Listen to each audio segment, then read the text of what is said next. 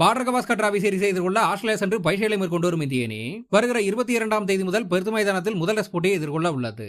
இந்த நிலையில் இந்த முதல் போட்டி குறித்து சில முக்கியமான தகவல் வெளியாகி உள்ளது.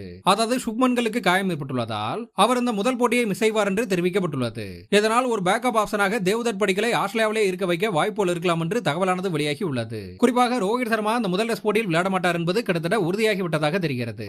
இதனால் பும்ரா தான் முதல் போட்டியில் கேப்டனாக செயல்படுவார் என்று தெரிவிக்கப்பட்டுள்ளது. மேலும் KL ராகுலுக்கு இந்திய ஏ அணிக்கு எதிரான பயிற்சி ஆட்டத்தில் காயம் ஏற்பட்டாலும் கூட தற்போது மீண்டும் அவர் களத்தில் இறங்கி கிட்டத்தட்ட ஒரு மணி நேரத்துக்கு மேலதாக பேட்டிங் பயிற்சி எடுத்துள்ளார். இதனால் KL ராகுல் முதல் டெஸ்ட் போட்டியை எதிர்கொள்ள தயாராக உள்ளார் என்று தெரிவிக்கப்பட்டுள்ளது. மேலும் ஒரு முக்கியமான விஷயம் என்னவென்றால் ஷமி தற்போது முழு ஃபிட்னஸை அடைந்து ரஞ்சி டிராபி டோர்னமெண்டில் விளையாடி வரும் நிலையில் விரைவில் ஆஸ்திரேலியாவுக்கு எதிரான பார்டர் கவாஸ்கர் டிராபி சீரிஸில் சேர்த்துக் கொள்ளப்படுவார் என்று எதிர்பார்க்கப்பட்ட பட்சத்தில் ஷமி இன்னும் சில டொமஸ்டிக் போட்டிகளில் விளையாட வேண்டும் என்றும் குறிப்பாக டிசம்பர் மாதம் நடைபெறவுள்ள சையத் முஷ்டாக் அலி டிராபி டோர்னமெண்டிலும் கூட ஷமி விளையாட வாய்ப்புகள் இருக்கலாம் என்று கூறப்படுகிறது.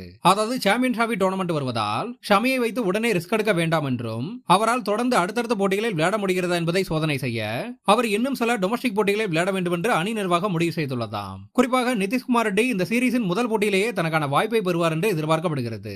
ஏனென்றால் ஸ்குவாடில் ஒரே ஒரு ஃபாஸ்ட் போலிங் ஆல்ரவுண்டராக நிதிஷ்குமார் ரெட்டி மட்டுமே தேர்வு செய்யப்பட்டுள்ளார். எனவே இந்த பெர்த் மைதானத்தின் டெஸ்ட் போட்டியானது நிதிஷ்குமார் ரெட்டிக்கு அறிமுக டெஸ்ட் போட்டியாக அமையும் என்று எதிர்பார்க்கப்படுகிறது.